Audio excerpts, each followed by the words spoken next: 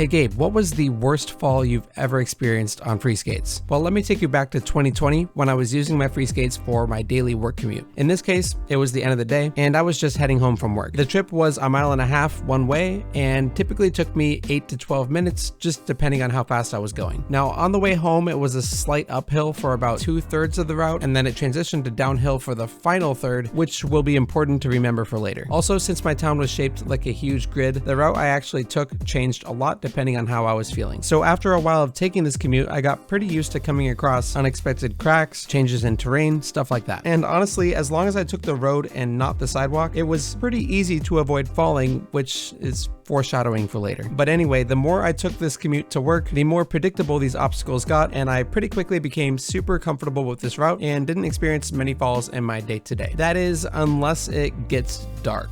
Like really dark. One thing I love about these skates is the wheels are super big, so that takes care of a lot of bumps, cracks, and pebbles that get in my way, but that doesn't mean I completely rely on that to keep me safe. I'm always looking down at the pavement, at least in my peripherals, so that I can always be on my guard. Is there a pebble approaching? I'll go around it. Is there a crack or a seam in the pavement? I'll just bend my knees more and lift my weight a little as I pass over the crack. Is there a patch of sand or gravel up ahead? I'll just ride through it while being extra careful not to pump or carve aggressively. But you know when you can't keep an eye out for those things? When it's absolutely pitch black. Okay, not 100%, but the streets of this town aren't super well lit at night, especially on this route. So I'd say visibility is about 90% removed, which would be okay if I was going slow and taking into account that I could literally not see a thing, which is what I did for the first part of the commute. And if you saw the title, you could guess what happens next. So remember when I said the last part of this commute was downhill? If you skate anything, whether it's free skates, roller skates, skateboard, longboard, I don't care. You know what it feels like to skate downhill. The sheer speed, the wind rushing past you, it makes you feel alive and it's just a thrill. But it's also really dangerous, especially when you drop visibility to about 5 to 10%. So anyway, I'm flying down this hill, wind rushing past my face, taking big, wide turns. I feel like I'm flying. And at this point, I'm honestly relying on the fact that my wheels can handle most imperfections in the pavement. And also, I've taken this route a million times before, so it's super familiar to me. Or at least that's what I thought, because in the middle of all of this, as I'm just minutes away from arriving at my home, my entire body experiences an impact. And it was like I hit a brick wall all at once. When I had a couple of seconds to think, I realized suddenly I was laying on the pavement in the middle of the street in the dark, and my whole entire body was tingling.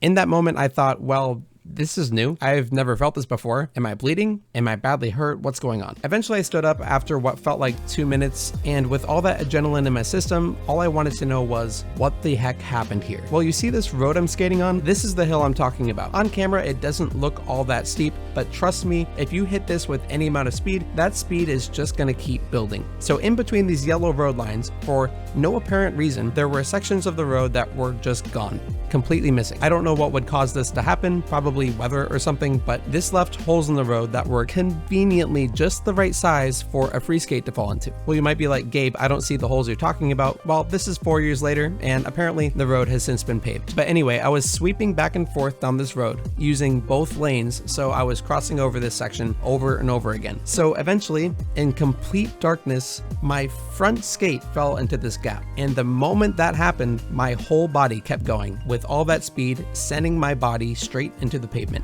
After a little bit, I came back to my senses and I proceeded to step back onto the skates, which sounds like a bad idea, but I promise I kept it at a very slow pace and skated the rest of the way home. Thankful that no, I didn't hit my head or anything like that, or at least I think I didn't. In fact, I was heading home in one piece.